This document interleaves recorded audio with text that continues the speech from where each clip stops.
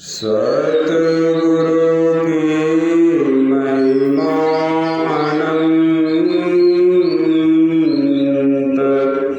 अनंत किया उपकार। नेतर अनंत उहारिया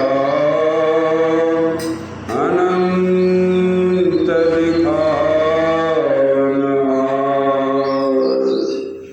नेतर अनंत उघारिया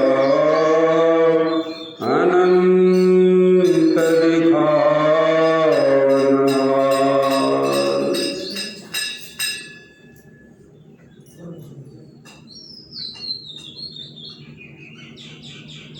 पूज्य संतजन, प्रेमीजन, अभी हम लोग संत कबीर साहब की वाणी, गोस्वामी तुलसीदास जी महाराज की वाणी,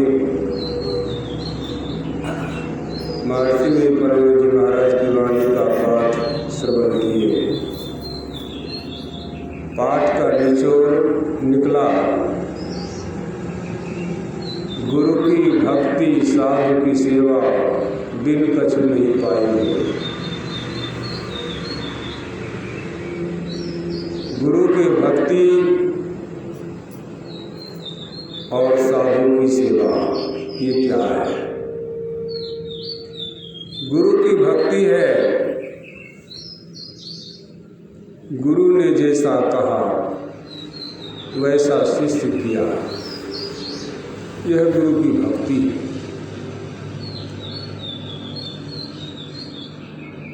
और आज वे गुरु स्थूल रूप में नहीं हैं। कोई साधु पुरुष है, उनकी सेवा करना चाहिए,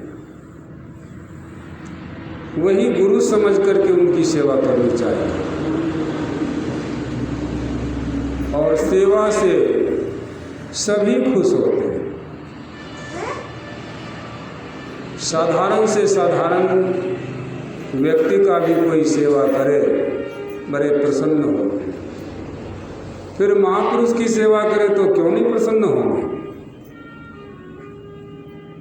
उनकी दाद जब पड़ जाती है, उनके आशीर्वाद जब होता है, वह फलित होता है।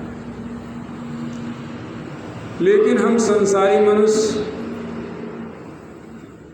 गुरु की भक्ति करना ही नहीं जानते हैं,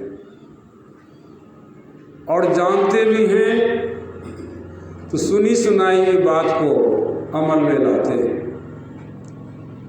गुरु की भक्ति करने के लिए जब किसी को जाना चाहिए तो सादा स्लेट, जैसे कोई बच्चा विद्यालय में पढ़ने के लिए जाता है, प्राथमिक विद्यालय में जाता है, तो उसके हाथ में पाटी व स्लेट, पेंसिल व चौक, और साथ में बैठने के लिए एक बोड़ा चट्टी होता था। तो वह बच्चा स्कूल चलने से पूर्व उस स्लेट को, पाटी को साफ कर लेते थे। किसी तरह का उस पर लिखा हुआ नहीं रहता था, और गुरुजी के पास जाते थे, गुरुजी को प्रणाम करते थे, बोड़ा चट्टी बिछा करके बैठते थे, और गुरुजी से कहते थे कि मुझे सबक दीजिए। गुरुजी उस साफ स्लेट पर कुछ लिख देते थे कि इसको देख देख करके लिखो और पढ़ो। प्रारंभिक अवस्था में बच्चे को अ, आ, ई, उ, ऊ का अक्षर बोध कराते थे, एक एक अक्षर को याद कराते थे, दिखाते थे, और लिखते लिखते याद करते करते बच्चे का स्लेट भर जाता था। तब गुरुजी को जब याद हो जाता था तब वह गुरुजी को दिखाने के लिए जाता था, तो फिर पाटी को स्लेट को साफ कर लेता था दोनों तरफ, और उस पर एक तरफ लिख करके दिखाता था कि जैसा आपने दिया था लिख करके वैसा मैंने लिख लिया, याद करके मुजवानी याद हो गया और हमने लिख करके दिखा दिया। तो गुरुजी समझते थे इस पहाड़ा को इसने सीख लिया है। तब गुरुजी उस पहाड़ा को बदल देते थे, दूसरी पहाड़ा देते थे, क ख ग घ ङ, उसको भी बार बार लिखता मिटाता, लिखता मिटाता, और ऐसा करते करते पूरा स्लेट भर जाता। जब वह याद हो जाता था बच्चे को तो फिर पूरा स्लेट को साफ कर लेता था, मिटा देता था, और तब उस पर जैसा याद किया था वैसा लिख करके गुरुजी को दिखाता था। गुरुजी देखते थे, बड़े प्रसन्न होते थे। गुरुजी समझते थे कि हमारा मेहनत सफल हो गया और बच्चे का भी मेहनत सफल हो गया, दोनों का मेहनत सफल हुआ, तो दोनों प्रसन्न होते थे। लेकिन आज हम जो गुरु भक्ति करने जाते हैं, बहुत सी बातों को याद कर लिए हैं, घर परिवार की बात को याद कर लिए हैं। गुरुजी अभी कहने को बाकी है कि एक टोकरी खिस्सा कहानी गुरुजी को हम ही पहले सुना देते हैं। गुरुजी क्या कहेगा और हम क्या सुनेंगे। हम तो सुनाने के लिए गए, हमने सुनने नहीं है उनका। ऐसा शिष्य है आजकल, इसलिए कि उसके स्लेट भरे हुए, उसकी खोपड़ी सुन सुन करके भर लिया है। अब गुरुजी रखे तो कहाँ रखे, रखने के लिए कोई जगह ही नहीं है, तो रखे कहाँ। यही कारण है कि आज गुरु भक्ति में लोग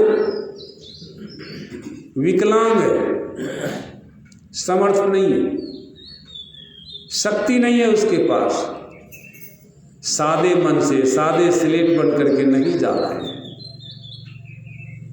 चाहे वो दुख की बात हो, विपत्ति की बात हो या खुशहाली की बात हो, गुरुजी के पास जाएंगे, लोगों को देखा देखी जाकर माथा टेक लेंगे, 5-10 रुपया रख देंगे, अब बैठ करके अपना राम कहानी शुरू कर देंगे। अब वहाँ तो ऐसे बहुत को बैठे हुए हैं, वे सब भी अपना सुना रहे हैं। अब गुरुजी को कहने का तो मौका ही नहीं मिला, तो गुरुजी कहेंगे क्या? यहाँ पर गुरु भक्ति नहीं है। आप जब कभी भी गुरुद्वारे में जाएं, यहाँ तो लोग मंदिर कहते हैं और गुरुद्वारा, दोनों में अंतर है। मंदिर में पूजा होती है, गुरुद्वारे में पूजा नहीं होती है। आप जब कभी भी किसी गुरुद्वारे में जाएंगे वहाँ पूजा नहीं होती है। जैसे कि मंदिर में कोई मूर्ति है तो उसके पास जाते हैं तो फूल चढ़ाते हैं, जल चढ़ाते हैं, नैवेद्य चढ़ाते हैं, घंटी डुलाते हैं, ये तमाम तरह से आप पूजा करते हैं। लेकिन ऐसा गुरुद्वारे में नहीं होता है। सिख धर्म के जितने भी गुरुद्वारे हैं पंजाब प्रांत में या बाहर भी, वहाँ पर क्या होता है, गुरुवाणी का पाठ होता है,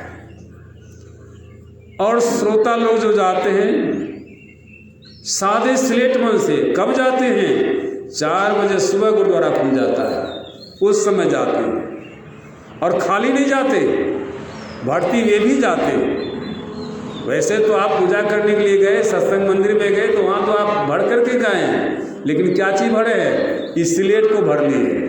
लेकिन वहाँ पर स्लेट नहीं भर के जाता है। गुरुद्वारे में कोई भी सिक्खी जाता है तो स्लेट नहीं भर के जाता है, स्लेट साफ करके जाता है। और भर के क्या जाता है, तो पात्र में कुछ ले करके जाता है। जेब में या तो पैसा लेकर के जाएगा, और घर की जो महिलाएं जाएंगी तो वह कटोरी में आटा ले लेंगी, किसी को घी होगा तो घी ले लेंगे, किसी को सब्जी होगी तो सब्जी ले लेंगे, किन्हीं को दाल होगा दाल ले लेंगे, किन्हीं को चावल होगा चावल ले लेंगे। सब अपनी अपनी घर से कुछ न कुछ ले करके जाएंगे। और गुरुद्वारे में उतने ड्राम रखे हुए हैं, उसमें दाल वाले में दाल डाल देंगे, आटे वाले में आटे रख देंगे, चावल वाले में चावल रख देंगे, यानी जितनी भी व्यवस्था है आपकी वहाँ सब रखा हुआ बर्तन, उसमें आप डाल दीजिए। जो गाय भैंस पालते हैं वे भी दूध लेकर के जाते हैं, उसमें भी 2 ड्रम रखा हुआ है, एक तो गाय की दूध का ड्रम है और एक भैंस का दूध का ड्रम है, आप उसमें रखिए। आपकी श्रद्धा हो तब आप ऐसा कर सकेंगे, नहीं श्रद्धा होगी तो नहीं कर सकेंगे। और श्रद्धा 2 तरह का होता है, एक तो दिखावे की होती है और एक अंतःकरण की होती है। अभी जो सुने माधव मोह फांस क्यों टूटे, गोस्वामी तुलसीदास जी के गुरु थे नरहरिदास। नरहरिदास शिव भक्त थे, शिव भगवान की मूर्ति को छोड़ करके बाकी किसी भी भगवान की मूर्ति का वो ध्यान देखना नहीं चाहते। लेकिन उसको एक राजा आया, नया राजा था, उसको विष्णु भगवान की कृपा से एक संतान हुआ, खुशी हुई। तो वह जो है खुशहाली में भंडारा किया और भगवान को जेवर पहनाने की इच्छा हुई। तो क्या पहनाए उनको, तो बोले कि कमरबंद बनवा दीजिए। तो वह नरहरिदास जाति से स्वनार थे, उनके पास जाते हैं, कहते हैं कि महाराज हमको जो है भगवान का जो है सो कमरबंद बनवा दीजिए। डरकस कहते हैं यहाँ शायद देहात में, हाँ वो बनवा दीजिए। कहा तो कौन से भगवान के बनवाएंगे, कहा विष्णु भगवान का। कहा उसका तो हम नहीं बना पाएंगे, भगवान शिव का तो हम बना सकते हैं, और उसका नाम कैसे आएगा, मैं तो जाऊंगा नहीं उनके पास। तो कहा मैं उनका नाप ले आता हूँ। तो वह से राजा जो है जा कर के उसका नाप ले आया, कमरबंद बना दिया। कमरबंद बना दिया, कमर जा करके वहाँ जब लगाने लगा तो वह कमरबंद क्या हो गया, तो बड़ा हो गया। फिर आया, कहा कैसा बनाई, तो बड़ा हो गया।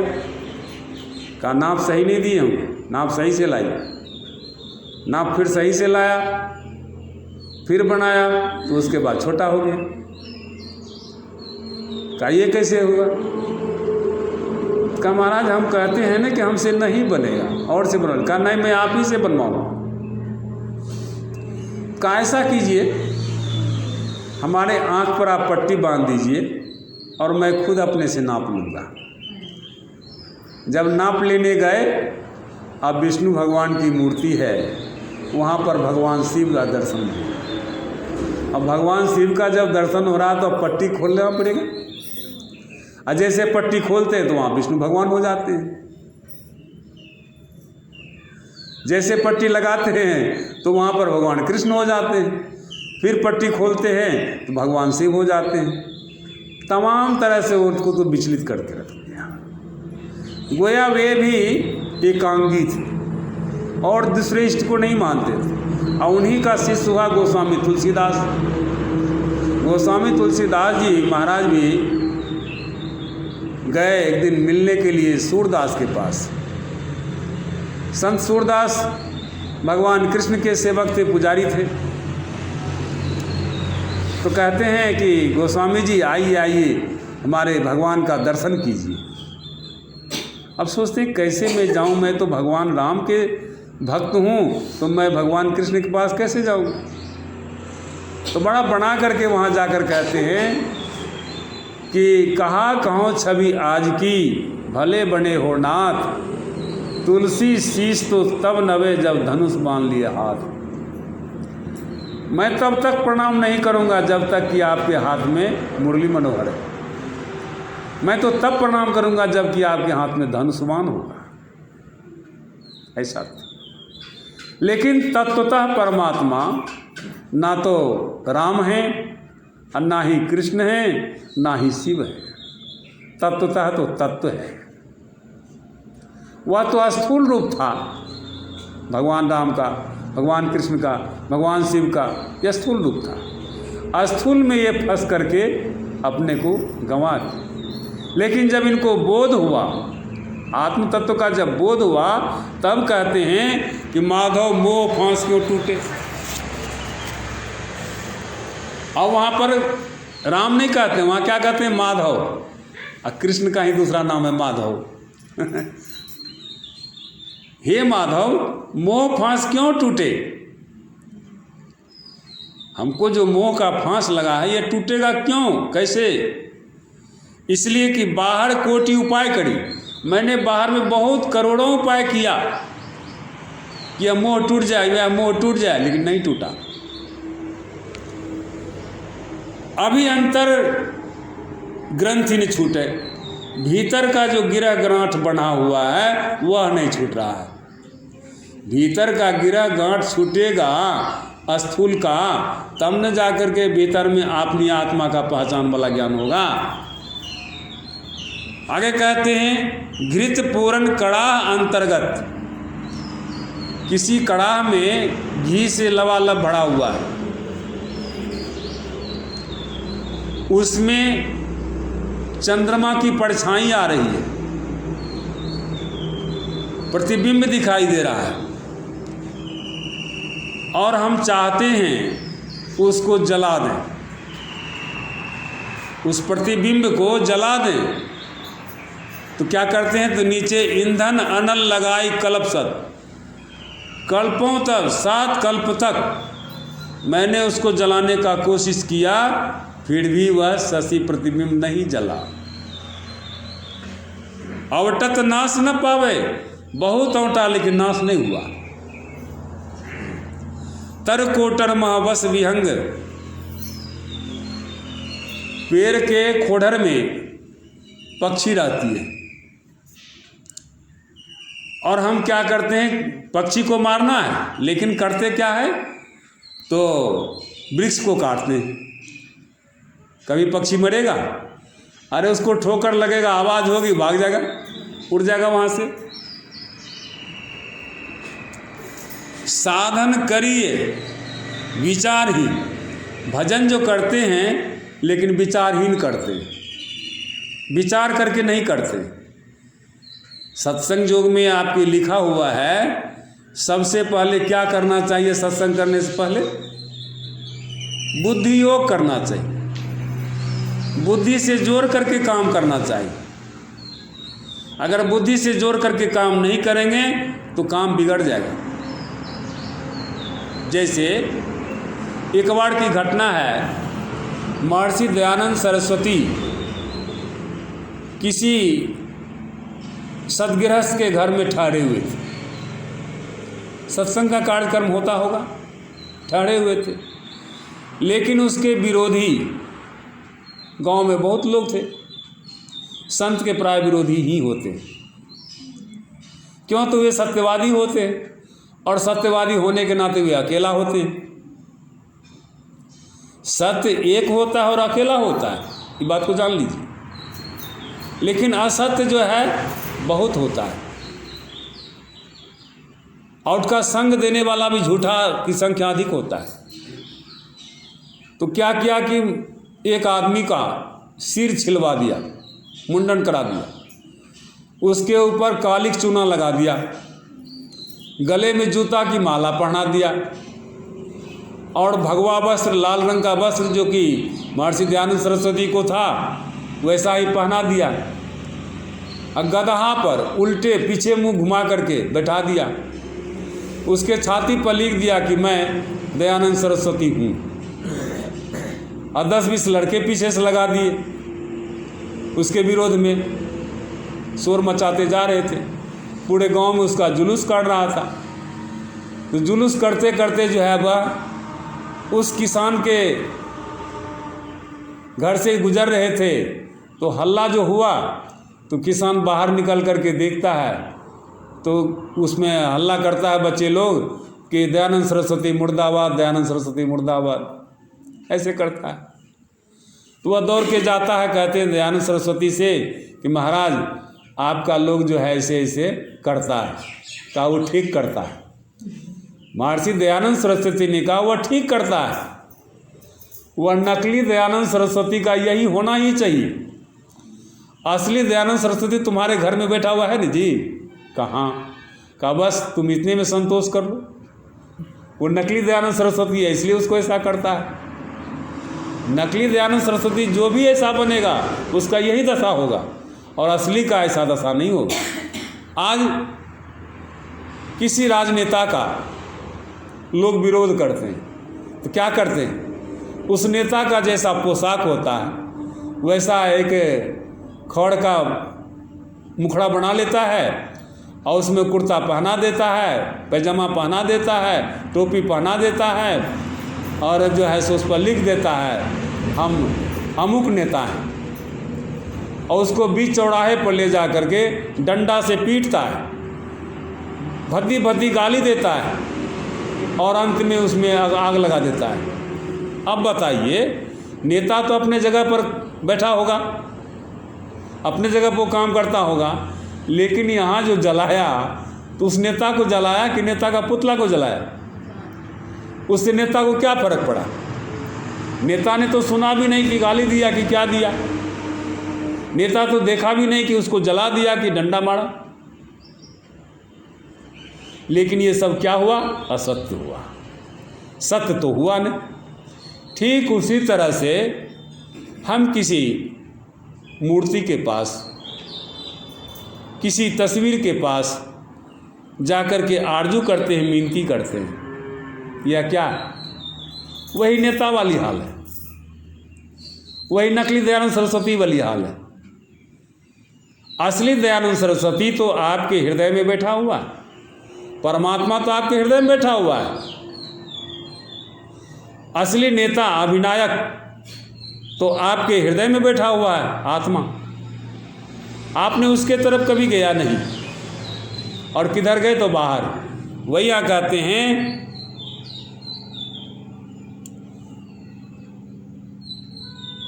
साधन करिए विचार ही, इस विचार को नहीं करते हैं, और विचार पूर्वक यदि साधन करेंगे तो हमारा काम सफल होगा। मन शुद्ध हो ही नहीं तैसे, आपका मन शुद्ध नहीं होगा। बाहर में कितना करते हैं, स्नान कर लेते हैं, जूता चप्पल नहीं पहनते हैं, क्यों? वो चमड़े का जूता है। तब जाते हैं मंदिर में, मंदिर में जाकर के फूल तोड़ करके लाते हैं, जल ले जाते हैं, उस पर चढ़ाते हैं, और तमाम तरह से वहाँ अनुनय विनय करते हैं। क्या भगवान सुनता है? अगर सुनता तो आपका काम पूरा क्यों नहीं होता है? आप खुद कहते हैं और आप खुद सुनते हैं, वो नहीं सुनता। लेकिन यह खेल करना क्या हुआ?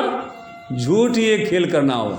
वेद में तो आपने यहाँ तक जाना है कि हाथ पैर गुदा लिंग रसना कान त्वचा आंखें नाक मन बुद्धि चित्त अहंकार आदि इंद्रियों के द्वारा जो प्रत्यक्ष करने की चेष्टा करता है वह झूठ ही खेल करता है।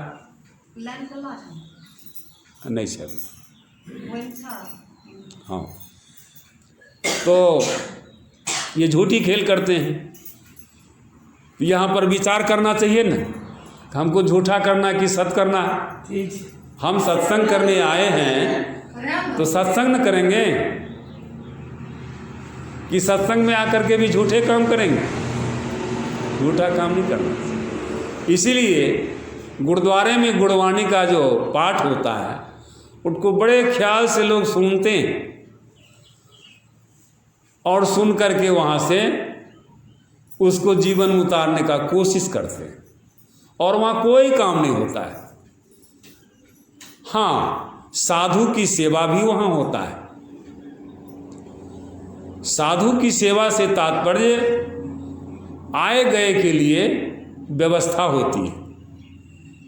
लंगर तो सदैव चलते रहता है और मनुष्य भोजन के बगैर व्याकुल हो जाता है, और ऐसे स्थान में यदि भोजन नहीं मिलेगा तो कहाँ मिलेगा, और समुचित भोजन मिलेगा। ऐसा नहीं कि नॉन है तो तेल नहीं, और तेल है तो मरचा नहीं, और मरचा है तो दाल नहीं, और दाल है तो सब्जी नहीं, सब्जी है तो रोटी नहीं, रोटी है तो चावल नहीं। ऐसा नहीं होता, सब कुछ होगा। काहे, आप ही ने सब कुछ वहाँ पहुँचा दिया है। वहाँ कुछ सेवक लगे हुए हैं, आपको बना करके फिर आपको खिलाता है। जो पैसे वाले हैं, जो सामान नहीं ले जा सकते हैं, तो जाकर के गोलक में पैसे डाल देते हैं। दान की भावना है, ऐसा नहीं कि मांगने के लिए जाता है। संतों ने कहा, सती ने पीसे पीसना, जो पीसे सो राण, साधु भीख न मांगे, जो मांगे सो भाण। साधु होकर के भीख मांगेगा? आश्चर्य। साधु को तो लोग पहुंचा देगा। वही होता है गुरुद्वारे में। वहाँ सभी साधु मिल करके भंडारा बनाते हैं, खाते हैं, खिलाते हैं। कितना रमन चमन रहता है, और सिमरन का काम भी होता है, भजन का भी काम होता है, ध्यान का भी काम होता है। ऐसा नहीं होता है कि खाली ज्ञान छांट दिए और खाने पीने समय में कंठ में घाव कर दिए। तो वो खुश होगा कभी? तो साधु कभी खुश नहीं होगा। आप लोग सत्संग मंदिर आते हैं, अच्छी बात है, सत्संग सुनते हैं, तो सुनने के बदले कुछ जरूर सेवा कीजिए। गाय भैंस पालते हैं, दूध लेके आइए, महात्मा का सेवा होगा। रोटी खाते हैं, अनाज पहुंचा दीजिए। ये क्या है? महात्मा खुद जाएगा आपके यहाँ मांगने के लिए? ये शोभनीय बात नहीं है। आप महात्मा से सेवा ले रहे हैं, सेवा नहीं लेना चाहिए। महात्मा की सेवा देनी चाहिए, महात्मा की सेवा करनी चाहिए। ऐसा नहीं कि आज एक महात्मा है, कल हो सकता है 10 महात्मा होगा। इसलिए व्यवस्था एडवांस होनी चाहिए, ताकि आपके प्रतिष्ठा, आपका ज्ञान का मर्यादा एक पचरकट्टा गांव ही नहीं, अररिया जिला ही नहीं, बिहार राज्य ही नहीं, भारत देश ही नहीं, पूरे विश्व में फैलेगा। आज सिख धर्म का प्रचार, उनका व्यवहार पूरे दुनिया में फैल चुका है। अगर ऐसा व्यवहार नहीं होता तो क्या लोग नाम लेते? क्या गुरुद्वारे में जाकर कोई खुश होते? नहीं होते। आज मंदिर में लोग जाते हैं, सोचते हैं कि जरूर यहाँ पर कोई राजनीति होगा, भाई जल्दी निकलो यहाँ से, लेकिन वही गुरुद्वारे में कोई राजनीतिक नहीं, वहाँ कोई समस्या नहीं, धर्म का काम धर्म का होगा, कोई राजनीति नहीं चलेगी वहाँ। इसलिए हम लोगों को चाहिए गुरु की भक्ति, साधु की सेवा। आगे कहते हैं, मरई न उरग अनेक जतन, बल्मीक विविध विधि मारे। उरग मने होता है क्षेत्र, खेत। वहाँ पर जो बिल रहता है, बिल में जीव रहता है, कुछ जीव रहते हैं, जैसे बिल में सांप ही रहता है, सांप या चूहा ही रहता है, उसको मुंह पर खूब डंडा डंगाए, खूब उस पर जो है आग जला दे, तो क्या फ़र्क पड़ेगा बिल के अंदर रहने वाले को? कोई फ़र्क नहीं पड़ेगा। ठीक उसी तरह से आत्मा तो आपके अंदर में है, लेकिन आप बाहर में देव तीर्थों में, मंदिरों में, मस्जिदों में खोजते हैं, वहाँ नहीं मिलेगा। वहाँ तो आप उसी तरह दौड़ रहे हैं जैसा कि महर्षि जी महाराज ने कहा, आहो भक्त सार भगति करूँ, असार भगति करी संसार भ्रमत रही, भक्ति श्रम निष्फल हो। संसार में जो भक्ति करते हैं, बाहर दौड़ते हैं, वो भक्ति का श्रम निष्फल है। आहो भक्त छाड़ो बालक खेल हो, कितना प्यार से कहते हैं, ये बच्चे का खेल है, इसको छोड़ दीजिए। बाहर भरमन बाल खेल जैसन, अभी अंतर्दशु हो। बाहर में जितना भी भरमिएगा वह बच्चे का खेल होगा। इसलिए अभी अपने अंदर धसिए, अपने अंदर में चलिए, अपने अंदर में अपने को देखिए। बिनु तुलसीदास हरि गुरु करना बिनु। तुलसीदास कह रहे हैं कि हमारे गुरु हरि नरहरिदास दया जो किए हैं, उनके दया के बिना विमल विवेक न होई, पवित्र बुद्धि नहीं होगी। बुद्धि तो बहुत को है, सुबुद्धि नहीं है। सुबुद्धि क्या होगा? सुबुद्धि होना चाहिए अपने आप का ज्ञान वाला, अपने आप को जानने वाला ज्ञान हो। विवेक न होई, बिनु विवेक संसार घोर निधि। बिना यह आत्मज्ञान के बगैर ये संसार क्या है? घोर निधि है, अंधकार का भंडार है, निधि है। पार न पावे कोई, इसका पार नहीं जा सकता कोई। इसलिए गुरु से लगन लगाना चाहिए। जैसे लौ पहले जगी, अंत निभे सो धीर। शुरू में जैसा बैराग जगा, विरक्ति हुई, वैसा यदि अंत तक निभ जाए तो उससे बढ़ के धीर कोई नहीं हो सकता, धीर वीर पुरुष कोई नहीं हो सकता। इसलिए गुरु के साथ जो लगन हो, लगे, वह अच्छी लगे। नहीं, यदि ऐसा लगन नहीं है आपका तो क्या होगा? ते नर खर कुकड़ सम। वह मनुष्य कैसा है? खड़ में होता गधा, कुकर्म में होता कुत्ता। गधा कुत्ता की तरह जग में व्यर्थ का जीवन गंवा देता है, उसको थोड़ा भी ज्ञान नहीं। व्यर्थ का उसको जन्म हुआ, व्यर्थ का संसार में ढैंचू ढैंचू किया और भूखा और चला गया, कोई काम का नहीं रहा। अमृत छोड़ विषय रस पीवे। यह अपने अंदर की आत्मा की जो वाणी है उसको नहीं सुनते हैं, संसार के विषयों के इना मीना टीका में लगे रहते हैं। अब जैसे कल ही लगन था, कौन सी का? बच्चे लोग का शादी ब्याह लगन था। अब सब लोग ध्यान छोड़ दिए होंगे, जो लोग भजन वेदी हैं वो भी, और जो नहीं है वो तो वो भी यही है ना। अपना संयम से रहना चाहिए, खाना पीना चाहिए, सो नहीं वहाँ जा कर के जो बना होगा अजर गजर, उसको खा करके अपना स्वास्थ्य खराब कर लेगा। जो कोई भी भोज खाया होगा आज तो वो नहीं खाएगा, कहा है तो आज उसको निकालने में समय बीत जाएगा। उसको गाजर गजर चीज़ खाया होगा वो जल्दी पचेगा ही नहीं, स्वास्थ्य को हानि भी पहुंचाएगा। आज उसको निकालने में समय खत्म हो जाएगा। वो ध्यान कहाँ किया, भजन कहाँ किया? इसलिए कहते हैं विष को पी रहा है, विषय रस पीवे दृग दृग तिनके ताई। ऐसे मनुष्य को धिक्कार है, जीना धिक्कार है। हरी बेल की कोड़ी तुमरिया। यह शरीर क्या है? हरी बेल, हरी बेल होते हैं तितकदवा, उसको कोड़ करके ने बीच में गुद्दा निकाल करके उसको तुम्मा बना ली। सब तीर्थ करी आई। मनुष्य जो है बहुत तीर्थ वैरागन कर लेता है, ज्ञान होने के बावजूद भी अज्ञान में घुस जाता है। यहीं पर सुना एक महात्मा थे संत मत के, वो जो है सो अभी क्या करने लगे, तो तीर्थ में जैसे लोग जाता है चंदन टिक्का कर लेते हैं, राम नाम पकड़ लेते हैं, बस वही पकड़ लिया।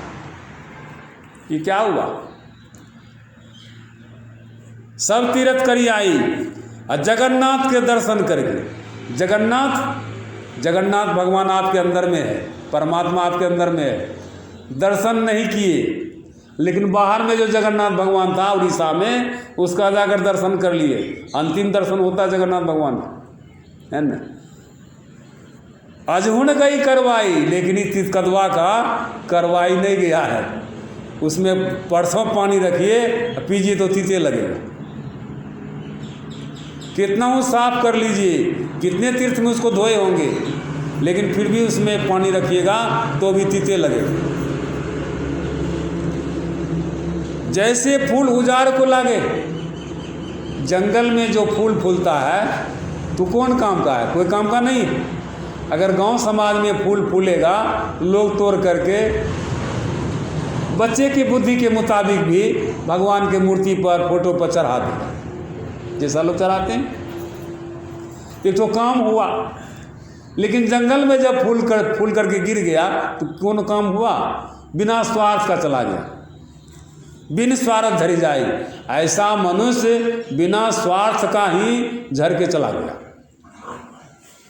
कहे कबीर बिन वचन गुरु के अंत काल पछताई। एक वचन गुरु का मिल जाए तो आपका निहाल हो जाएगा, मोक्ष मिल जाएगा, मुक्ति मिल जाएगी। लेकिन वह वचन यदि आपको नहीं मिला तो अंत काल पछताना पड़ेगा। तो वह वचन क्या है? अपना नाम। आपका नाम क्या है? उस नाम को जानिए। इसलिए रहीम कवि ने कहा है, राम नाम जाने बिना भई पूजा में हानि। बिना राम नाम के जाने बगैर पूजा जो करते हैं उससे हानि होगा, लाभ नहीं होगा। तो अभी के समय में यही आप लोगों की सेवा किया। सतनाम श्री सद्गुरु महाराज की जय। आरती सतनाम संग की जय। शून्य शिखर मार्ग धर लीजय। संत शरण गई जीवन जावे। संत विरोधी महा दुख पावे। दृष्टि फेरी घट भीतर राखो। गुरु के ज्ञान अमीय को चाखो। चेतन सुरत शब्द लौलाई। आपा पंथी निज घर जाई। गगन गुफा मह अमृत वासा। पूरा गुरु बिनु जाय पियासा। अहंकार से आप सर्वनाशी। विजय वित्त विभो अविनाशी। आरती सतनाम संग की जय। शून्य शिखर मार्ग धर लीजय। सतनाम सतनाम सतनाम।